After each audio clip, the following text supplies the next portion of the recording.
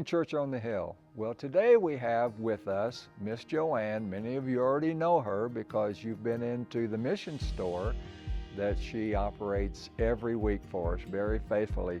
Been ongoing way before I came here. In fact, I just learned recently she's been doing it for 25 years. Can you imagine that? But I knew her husband when I first came here. Russ. I knew him for about a year before he passed away. A lot of that year was in the hospital. But I had heard so much about both of them, of how much they gave of themselves to some of the projects around the church, as well as to the store. Her husband was very handy in repairing things for the church. In fact, the 3 crosses out to the front of the building was done by her husband. And yet I know both of them has been a tremendous asset to this church when it comes to giving. But I guess I would ask you this morning, how did you come to embrace the gift of just being able to give?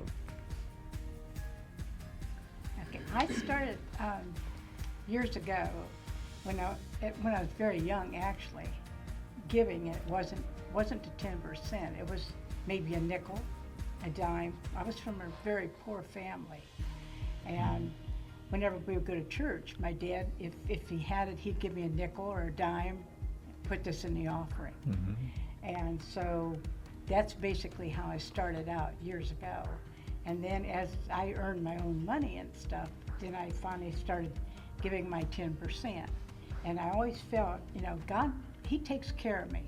He's always taken care of me. I have been, I come from like I said, a very poor family, and many times if it hadn't been for neighbors, we had nothing to eat.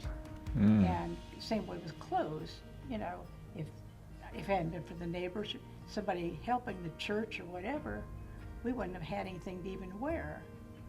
But I've always known that 10% that I give is nothing compared to what He gives me. Wow. He's taken care of me. I had a child that got cancer when he was 10, and he passed away when he was 16. But through it all, people were there for me. The church Wow. was there for me. And so I feel like it's like I have a debt that I have to pay. I feel like I have got to give back. So that's why I give. Yeah. I just feel like it's a necessity. That comes first. He gives more to me than I could ever give back.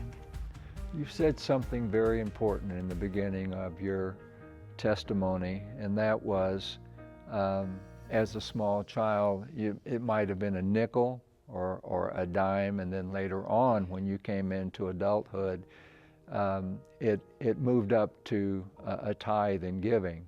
Oftentimes, we find people in the church who say, I can't tithe right now, and I used to challenge them saying, well, whatever you are giving, whether it's 1% or 2%, what if next year you went to 4%, and a year after that, maybe 6%, till you finally got up to the tithe? And I think it helped them to realize, I can do this over time. I may not be able to do it right now, but over time I can get to where Malachi 3:10 says, bring the full tithe into the storehouse. So it was just interesting hearing you as a child to do what you could, because I can remember as a little boy who went to Sunday school with 2 brothers that Mom didn't go, but she dropped us off, and we each got a nickel to put in the offering. And so later in years, I always associated offering with children, and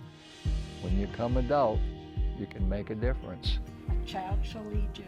Yes. I appreciate your testimony so much, and I'm sure that'll touch someone's heart in a special way. Thank you for sharing.